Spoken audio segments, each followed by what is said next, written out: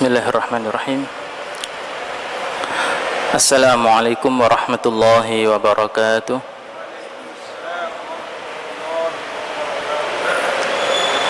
Innal hamdalillah nahmaduhu wa nasta'inuhu wa nastaghfiruh wa na'udzu billahi min shururi anfusina wa min sayyiati a'malina. Innahu man yahdihillahu fala mudilla lahu wa man yudlil fala hadiya lahu. وأشهد أن لا إله إلا الله وحده لا شريك له وأشهد أن محمدا عبده ورسوله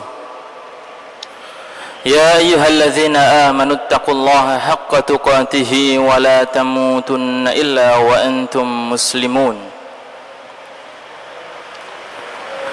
يا أيها الناس اتقوا ربكم الذي خلقكم من نفس واحدة وخلق منها زوجها وبث منهما رجالا كثيرا ونساء واتقوا الله الذي تساءلون به والأرحام إن الله كان عليكم رقيبا يا أيها الذين آمنوا اتقوا الله وقولوا قولا سديدا يصلح لكم أعمالكم ويغفر لكم ذنوبكم ومن يطع الله ورسوله فقد فاز فوزا عظيما أما بعد فإن أصدق الحديث كتاب الله وخير الهدي هدي محمد صلى الله عليه وآله وسلم وشر الأمور محدثاتها وكل محدثة بدعة وكل بدعة ضلالة. Ma'asyiral muslimin, Bapak, saudara sekalian, rahimakumullah, alhamdulillah, segala puji bagi Allah. Kita semua yang hadir di sini tentunya masih dalam naungan rahmat Allah, iman Islam, dan juga nikmat-nikmat yang lainnya. Kalau Bapak minum air ini yang dikasih dari takmir, kemudian merasakan kesegarannya, berarti Anda masih sehat.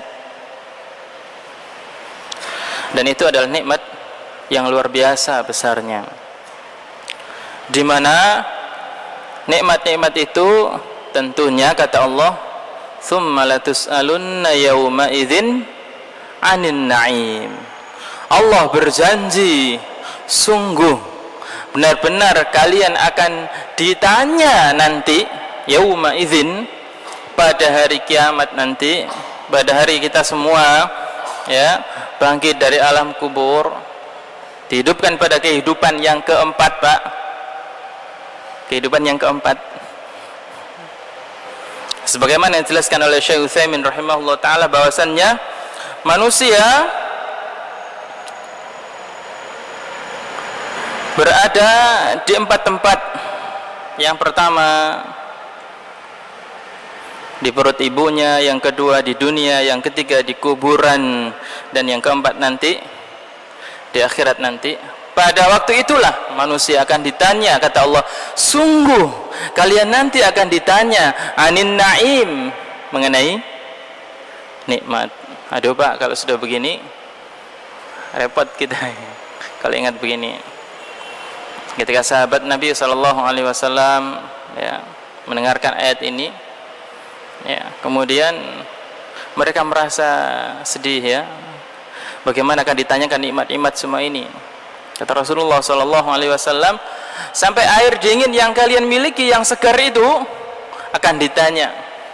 Dahulu Pak, kalau air pengen segar ditaruh di gerbah, itu tempat minum yang terbuat dari kulit, digantungkan, ya, kena angin, itu nanti segar itu.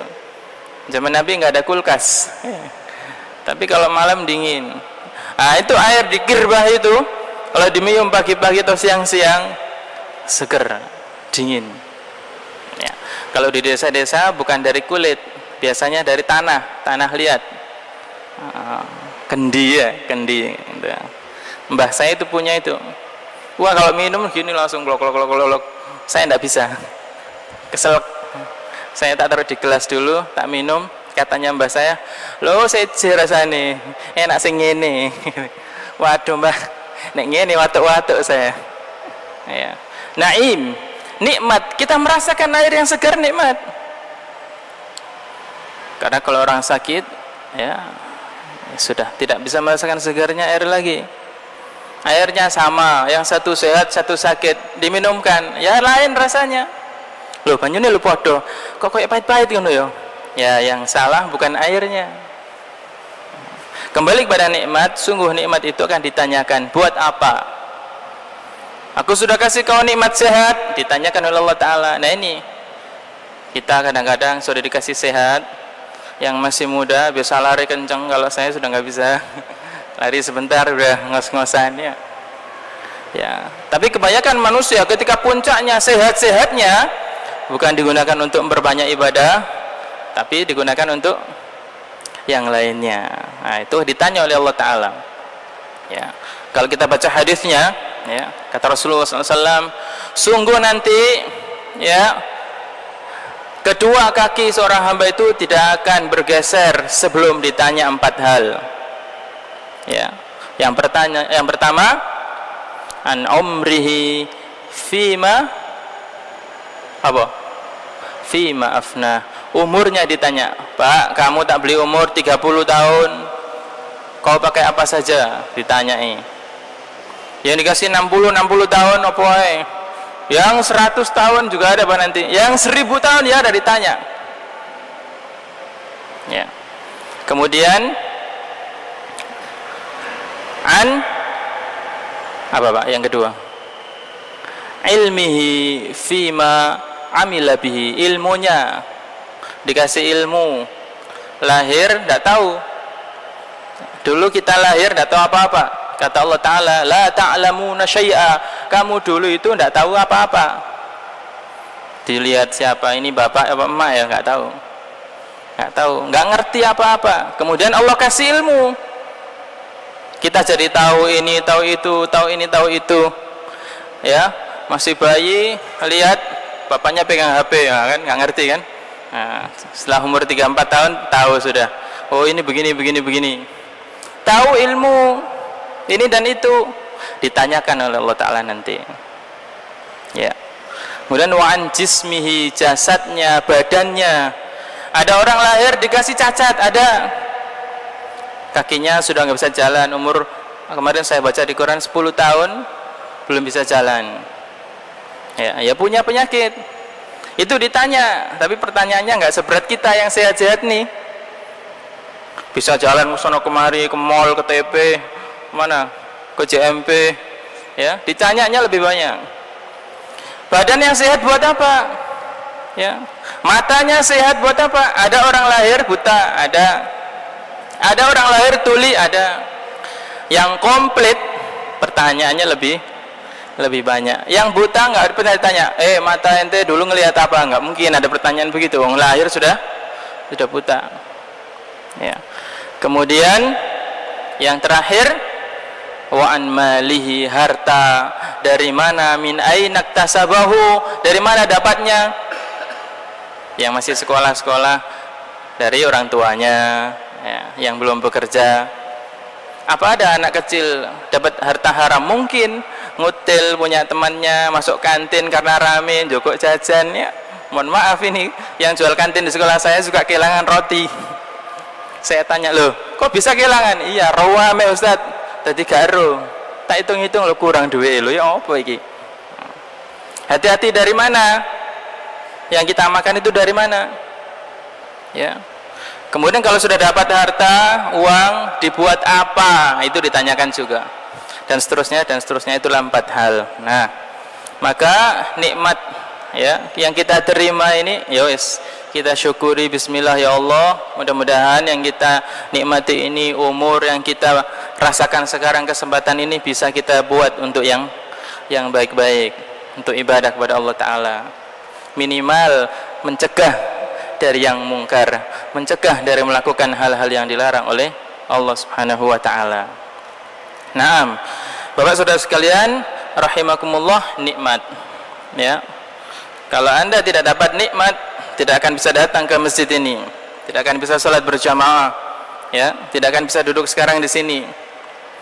Yang lagi ada urusan, ya, kesempatannya sudah ke urusannya itu, ya.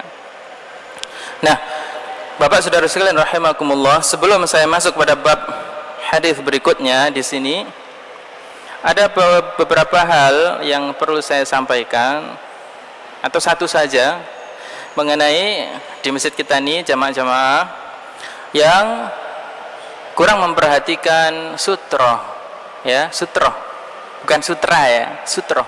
Apa itu sutroh?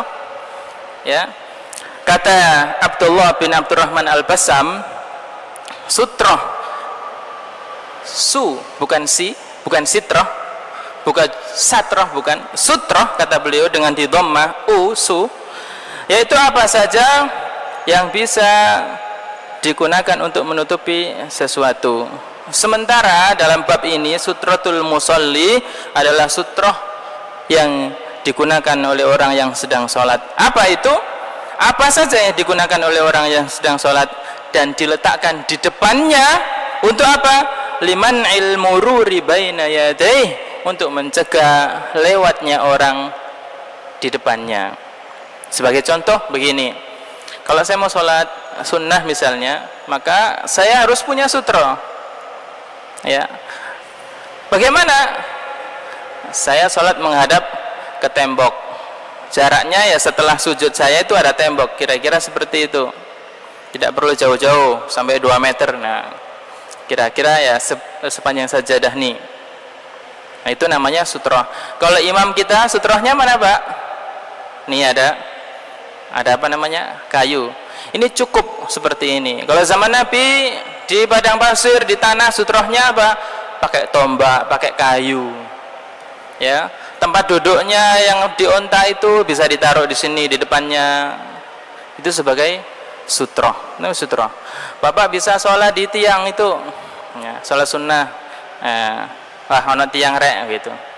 Ada orang yang sedang duduk, nih Bang Muh lagi duduk, wah sholat di depan kita, Bang Muh menjadi sutroh kita, gitu. Boleh, ya. Atau orang sedang berdiri sholat, kita jadikan sutroh. Kalau kita makmum, maka sutrohnya satu cukup. Siapa?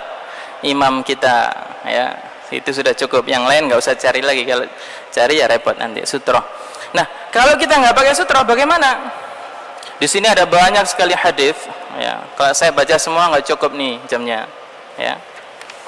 Banyak sekali hadis yang menjelaskan keutamaan sutroh, ya. Ya. Di antaranya di sini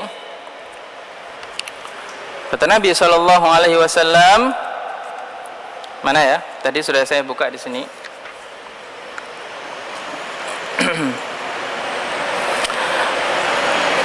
Dalam hadis riwayat Ahmad di sini disebutkan Abu Hurairah radhiyallahu anhu mengatakan Rasulullah Shallallahu Alaihi Wasallam bersabda, yang artinya begini: apabila salah seorang di antara kalian itu sholat, ya. Tadi kalau sholat berjamaah kan sudah ada imam ini yang pakai sutroh, cukup sudah. Kita nggak perlu cari sutroh yang lain. Nah, gimana kalau sholat sendiri, terlambat, ya, atau sholat sunnah, maka harus punya sutroh sendiri.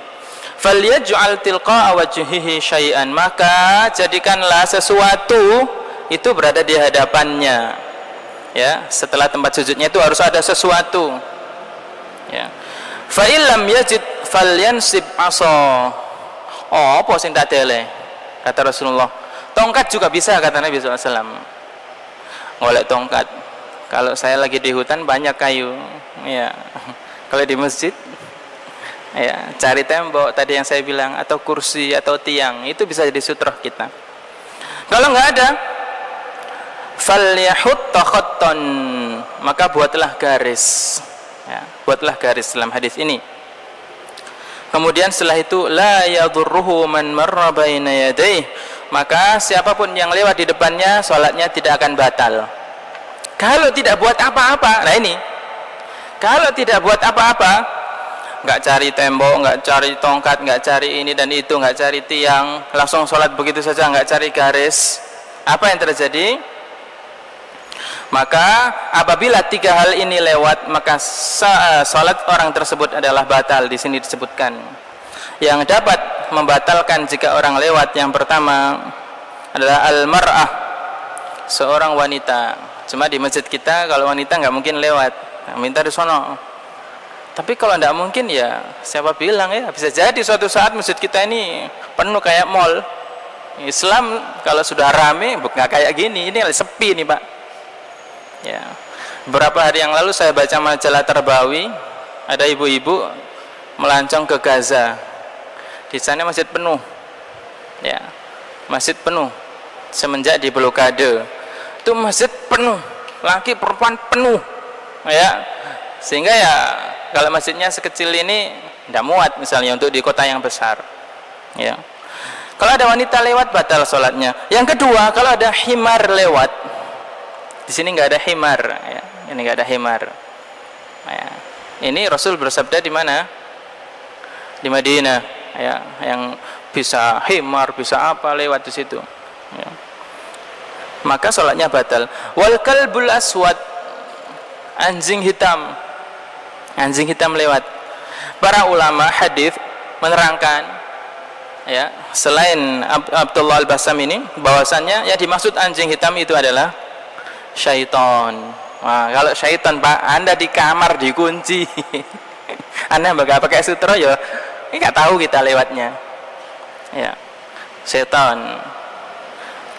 Anu masjidnya warwasi san. Ya, kalau anjing betulannya nggak ada di sini, ya, di perumahan-perumahan banyak. Tapi kalau kalbul aswad, sebagaimana dijelaskan oleh para ulama yang lain juga, itu yang dimaksud adalah syaitan, setan. Di mana kita tahu di tempat kita nggak ada setan? Maka ada saja di mana saja. Maka buatlah sutra, buatlah sutra. Ya, ini sebagaimana dijelaskan oleh Abdullah Al-Bassam. Maka diperintahkan kita membuat sutra ketika sholat. Nah itu paling tidak buat perhatian kita. Ini adalah bagian dari kesempurnaan sholat yang banyak dilupakan, ya, banyak dilupakan. Maka bagi Anda yang sudah paham, alhamdulillah, segala puji bagi Allah. Anda punya ilmu. Yang belum ya harus tanya. Ini kenapa kok orang sholat di situ? Harus tanya. Wallahu taala alam bisawab. Ini kitab Bulughul Maram yang dibaca oleh Ustaz Isa Kudeh. Bapak kalau mau lebih jelas hari Selasa bisa tanya lebih rinci, ya. Tadi kebetulan saya lihat, oh jilid 2 pasti ada. Kok ada di sini? Saya baca di sini. Alhamdulillah. Udah Pak ya? Dalam buku kita Riyadhus Shalihin, ya, kita masuk pada hadis yang ke-581, ya. 581, babnya adalah bab dianjurkannya ziaratul kubur lirrijal. Dianjurkan ziarah kubur bagi kaum pria, laki-laki. Kata Imam Nawawi rahimahullahu taala. Ya. Loh, kok nggak perempuan yang disuruh? Atau kok nggak lagi perempuan saja? Ini pendapat Imam Nawawi. Nah, dijelaskan di sini oleh Syekh Utsaimin rahimahullah taala. Ya. Kenapa kok perempuan tidak dianjurkan? Silakan wahai para laki-laki dan perempuan ziarah kubur. Kok nggak begitu? Kok laki-laki saja? Di sini dijelaskan karena wanita itu rawan. Ya, di sini ada wanita nggak ya? Nggak ada ya. Rawan bagaimana? Namanya wanita, ya. Rawan. Ada orang yang niatnya ziarah kubur, di sana ketemu perempuan. Kebanyakan perempuan itu kalau keluar rumah, ya, dandannya bukan main. Ini bukan di sini ya. Di Ampel mungkin ya. Tapi di Ampel bukan orang Ampel menurut saya, karena mereka bawa bis. Masa orang Ampel ke Ampel saja bawa bis, kan enggak tahu? Ya. Kalau wanita yang tidak dandan saja itu bisa mendatangkan fitnah, lalu bagaimana dengan wanita yang berdandan? Maka asyaddu wa asyaddu, fitnahnya lebih besar. Maka tidak dianjurkan. Boleh tidak? Boleh ziarah kubur. Boleh tidak? Boleh, dengan syarat, ya, bisa menghilangkan semua itu. Di antaranya bawa mahram, menutup aurat, tidak tabarruj. Tahu tabarruj, Pak? Ya, bedaknya tebel ya. Ya, menambah-nambahkan kecantikannya itulah. Masa ke kuburan bawa perhiasan, bajunya yang paling bagus? Tidak begitu. Pakaiannya yang meredam semua, warna yang gelap-gelap saja, bukan yang jreng, hijau royo-royo, bukan. Ya. Syaratnya tadi itu bisa terhindar dari fitnah. Di antaranya tadi saya sebutkan membawa mahram, apa suaminya, apa ayahnya, apa kakaknya, apa adiknya. Kemudian pakaiannya diatur, tidak tabarruj. Itu syaratnya. Ya. Kalau itu terpenuhi, maka silakan, boleh-boleh saja. Maka Anda aman. Ya. Saya pernah nginep di rumah teman saya di Pasuruan. Ya. Rumahnya kebetulan dekat kuburan, Pak. Pagi-pagi saya di lantai 2, ya. Di sini nggak ada Husin Atamimi ya, yang dari Pasuruan ya. Saya nongkrong di depan rumah, di atas rumahnya itu, di loteng itu, lihat di kuburan itu. Ada wanita juga, cuma ditutup, Pak, ininya, mukanya pakai kerudung hitam gitu. Jadi nggak kelihatan. Saya mau ngelihat, mohon maaf ini Pak, jangan ditiru. Oh, sing wedok ya kan gitu, pakai jubah gitu, kerudungnya ternyata mukanya ditutup juga, jadi nggak kelihatan. Wah, iki bener iki. Ya, bener iki. Karena apa? Saya saja nggak bisa ngelihat yang dari atas ya, mana yang dari yang lain. Nggak bisa ngelihat. Nah, ini sudah aman ini, nggak apa-apa, boleh. Ya. Apa hikmah dari ziarah kubur itu? Ya, di antaranya adalah di sini. Ya. Ziarah kubur ada hikmahnya, di antaranya adalah tudzakirul maut, mengingatkan pada kematian. Ya. Kalau di rumah nyetel TV, ya apa iklannya jreng-jreng segala macam, ndak eling mati, Pak. Susah. Di mana eling matinya? Ya di kuburan. Maka para kaum pria kalau ada orang meninggal, orang wafat, diperintahkan untuk mengantarkan jenazah. Ya, kalau tidak ada urusan penting, silakan Anda antarkan. Itu ada pelajaran di situ. Ya. Tapi ya niatnya harus data, ya, bukan nanti sambil jalan sana lihat kanan kiri ya, karena jalan kita ke sana kan juga banyak pemandangan juga kan begitu. Hati-hati juga sana. Luruskan niat. Ibadah itu perintah Nabi SAW. Ada pelajaran di situ yang luar biasa, yang nggak ada di rumah. Ya, di rumah nggak ada. Ya, itu. Kemudian di sini kita baca hadisnya. Hadis ke-581 dari Buraidah radhiyallahu anhu. Kata Buraidah, Rasulullah sallallahu alaihi wasallam bersabda, "Kuntu nahaitukum an ziyaratil kubur." Saya dahulu melarang kalian untuk ziarah kubur. Tidak boleh. Awal-awal Islam, para sahabat, orang-orang kaum muslimin waktu itu dilarang oleh Nabi sallallahu alaihi wasallam untuk ziarah kubur. Fazuruha, maka sekarang kata Rasulullah SAW, kalian ziarahlah. Hadis riwayat Muslim. Pelarangan waktu itu dijelaskan di sini. Rasulullah SAW melihat sahabat-sahabat ini, ya, kalau ziarah kubur, ya, kalau yang mati itu bapaknya, yang mati itu orang yang baik, yang mati itu begini, biasanya terbawa, ya. Terbawa mereka, kemudian sampai minta kepada orang yang ada di kuburan itu. Bahkan Pak, batunya yang ada tulisan namanya itu dimintai juga. Kenapa tidak tolong saya ketika saya kesusahan loh? Kok begitu terjadi pada zaman dahulu? Maka dilarang pada awal-awal masa Islam, ya. Dilarang untuk ziarah kubur. Khaufan minasyirki bi ahlil kubur. Rasulullah SAW khawatir akan terjadi kesyirikan terhadap ahli kubur. Kesyirikannya apa tadi itu? Sampai minta-minta. Di situ ada orang hebat, Pak. Dulunya waktu hidup, ya, hebat, gagah, ini dan itu. Orangnya dermawan, kaya raya, begini. Terus mati, ya. Pada awal-awal Islam itu masih banyak yang kemudian meminta tolong kepada orang itu. Engkau yang gagah berani, ya, coba. Yang gagah berani adalah Allah Ta'ala, yang gagah, yang perkasa itu Allah. Dia mintanya bukan pada Allah, tapi yang ada dalam kuburan. Karena khawatir itu, memang ya, tidak semua sahabat begitu. 1, 2, beberapa. Tapi pelarangannya untuk semuanya. Khawatir terjadi hal-hal yang tidak diinginkan seperti tadi. Karena para sahabat kanu hadithi ahdin bijahiliyah, baru saja mereka meninggalkan perbuatan jahiliyah itu, masih anyar-anyaran. Bapak-bapak mohon maaf nih ya, yang sudah meninggalkan merokok misalnya, ini saya bicara masalah merokok. Kemarin baru meninggalkan merokok, sekarang duduk-duduk sama orang yang merokok. Bayangkan apa yang terjadi.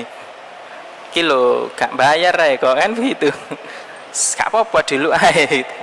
Kita lah acara mau setengah jam kok sebuahan. Aku sik wingi wis mari wis leren ya. Kan begitu. Ya. Maka yang baru saja meninggalkan rokok ini harus pergi jauh dari orang-orang seperti itu, supaya dia kemudian kokoh dengan pendiriannya. Ketika itu bertemu lagi dengan ahlu hisab ini, mohon maaf ya, hisab kan hisab gini, maka sudah kokoh, saya sudah meninggalkannya begitu ya, hampir sama. Inilah metode dakwah Nabi SAW. Nah, kata Rasulullah sudah boleh ziarah nih, sudah boleh ya kan. Tapi dalam usul fikih itu ada hukum namanya sadduz dzari'ah. Sadduz dzari'ah. Sadduz dzari'ah itu apa? Menutup jalan. Maksudnya begini Pak, kita punya family yang gampang sekali.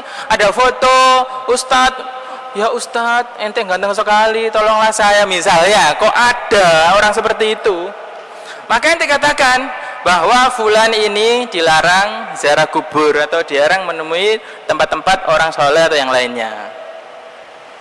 Kita punya keluarga pas ziarah kubur nangis-nangis sampai gerung-gerung macam titik. Setelah ini tidak ada ziarah kubur lagi ya. Jadi hukum itu berlaku. Dalam usul fikih ada namanya hukum itu akan ada ketika ada sebabnya. Jadi larangan Rasulullah SAW diantaranya adalah karena takut kesyirikan. Bila khawatir syirik itu muncul lagi suatu saat ya, maka larangan akan muncul untuk yang kedua kalinya ya. Hanya saja pelarangannya tidak umum ya, tidak umum, hanya khusus bagi orang-orang tersebut.